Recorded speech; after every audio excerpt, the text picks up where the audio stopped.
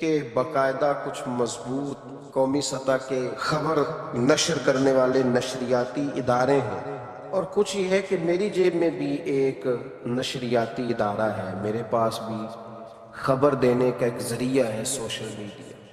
اب وہ جو خبر دینے والا آدمی ہے اس کو یہ سمجھ لینا چاہیے کہ جب وہ کوئی کسی کو خبر دے گا تو اس خبر کا کچھ نہ کچھ ریاکشن ضرور ہوگا، اس کا رد عمل بھی ہوگا، لوگوں پر اس کا اثر بھی ہوگا۔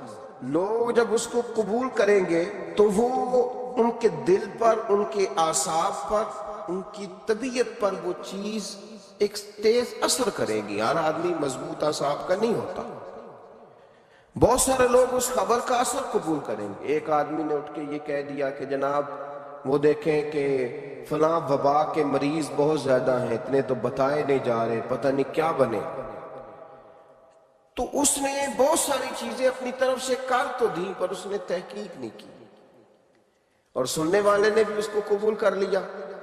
تو میری گزارش ہے خبر دے